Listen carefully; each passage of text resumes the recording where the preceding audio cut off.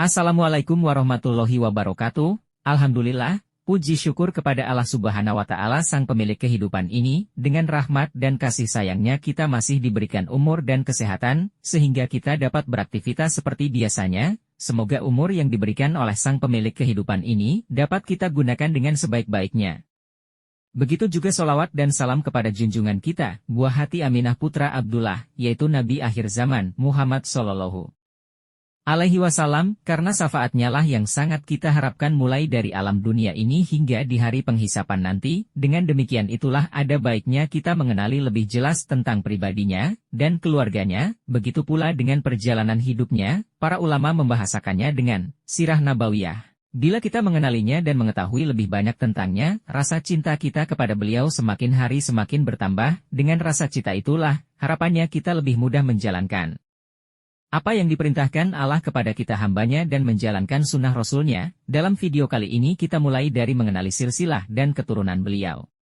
Ada 3 bagian tentang nasab Nabi Muhammad SAW, yaitu pertama, bagian yang disepakati para pakar sirah dan nasab, yaitu sampai Adnan. 2, yaitu antara nasab yang tidak diketahui secara pasti dan nasab yang harus dibicarakan, tepatnya Adnan ke atas hingga Ibrahim alaihissalam.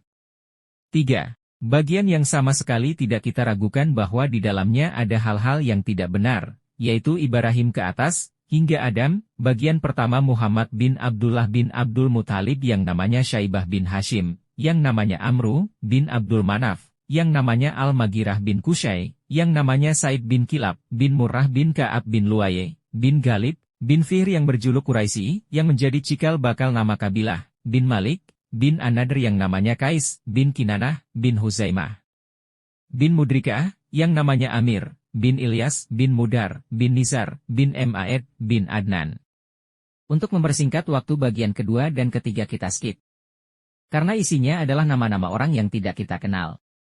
Langsung saja kita ke pembahasan kita, yaitu keluarga Nabi. Keluarga Nabi Muhammad dikenal dengan sebutan keluarga Hashimiyah. Nama ini dinisbatkan kepada kakeknya, Hashim bin Abdul Manaf. Oleh karena itu ada baiknya jika menyebutkan sekilas tentang Hashim dan keturunan sesudahnya. Hashim adalah orang yang memegang urusan air minum dan makanan Bani Abdul Manaf. Hashim sendiri adalah orang yang kaya raya dan terhormat. Dialah orang yang pertama kali memberikan remukan roti bercampur kuah kepada orang-orang yang menunaikan ibadah haji di Mekah. Dia juga orang yang pertama kali membuka jalur perjalanan dagangan 2 kali dalam 1 tahun bagi orang-orang Quraisy, yaitu sekali pada musim dingin, dan sekali pada musim kemarau. Di antara momen kehidupannya dia pernah ke Syam untuk berdagang. Setiba di Madinah dia menikah dengan Salma binti Amru, dari Bani Adi bin An-Najjar dan menetap di sana bersama istrinya. Lalu dia melanjutkan perjalanannya ke Syam, sementara istrinya tetap bersama keluarganya, yang saat itu sedang mengandung anaknya, Abdul Muthalib. Namun, Hashim meninggal dunia setelah menginjakkan kaki di Palestina. Kemudian istrinya Salma binti Amru melahirkan Abdul Muthalib pada tahun 497 Masehi dengan nama Syaibah. Karena ada rambut putih di kepalanya atau uban. Hashim memiliki 4 anak. Laki-laki yaitu Asad, Abu Syaifi, Nadlah, dan Abdul Muthalib, dan juga mempunyai anak perempuan yaitu Asy-Syifa, Halidah, Daifah, Ruqayyah, dan Jannah. Kemudian setelah Hashim meninggal dunia, maka penanganan air minum dan makanan Bani Abdul Manaf dilanjutkan oleh saudaranya Al-Muttalib bin Abdul Manaf. Al-Muttalib sendiri adalah seorang yang terpandang, dipatuhi dan dihormati di tengah kaumnya, dan beliau juga mendapat julukan dari orang-orang Quraisy, yaitu Al-Fayyad, artinya sang dermawan. Tatkala Al-Muttalib mengetahui bahwa Syaibah, atau yang kita kenal Abdul Muttalib, telah tumbuh dewasa menjadi seorang pemuda, maka beliau mencarinya. Kemudian setelah keduanya bertemu, kedua mata Al-Muttalib meneteskan air mata haru, lalu dia pun memeluknya dan dia bermaksud membawanya ke Makkah. Namun Abdul Muttalib menolaknya, kecuali ibunya mengizinkannya. Lalu kemudian Al-Muttalib meminta izin kepada ibu Abdul Muttalib, dan permohonannya itu pun ditolak. Lalu Al-Muttalib pun berkata, sesungguhnya dia akan pergi ke tengah kerajaan bapaknya dan tanah suci Allah Ta'ala. Setelah itu ibunya Abdul Muttalib mengizinkannya. Lalu Abdul Muttalib pun dibawa oleh Al-Muttalib ke Mekah dengan dibonceng di atas untanya. Setelah sampai di Mekah, orang-orang berkata, inilah dia Abdul Muttalib, maksudnya hambanya Al-Muttalib, lalu Al-Muttalib berkata, dia adalah anak saudaraku, Hashim. Inilah asal-usulnya Syaibah dipanggil jadi Abdul Muttalib. Abdul Muttalib pun tinggal bersama Al-Muttalib di rumahnya. Tidak dijelaskan berapa lama Abdul Muttalib tinggal bersama Al-Muttalib.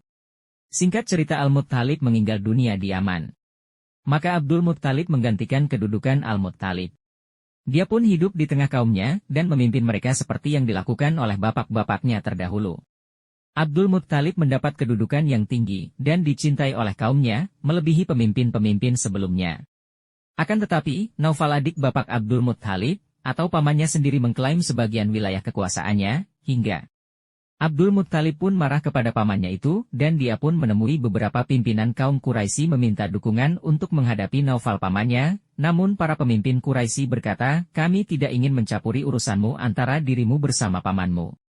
Maka Abdul Muttalib pun mengirim surat kepada paman-pamannya dari pihak ibunya, yaitu Bani An-Najjar yang berisikan beberapa bait syair, yang intinya bermaksud meminta pertolongan kepada mereka.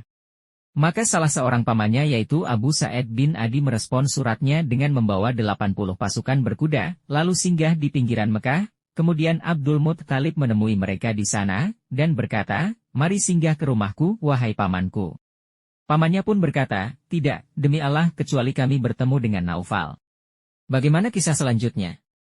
Silahkan mampir ke channel YouTube kita, Haus Ilmu, di sana kita bahas tentang sirah Nabawiyah lebih lengkap, insya Allah.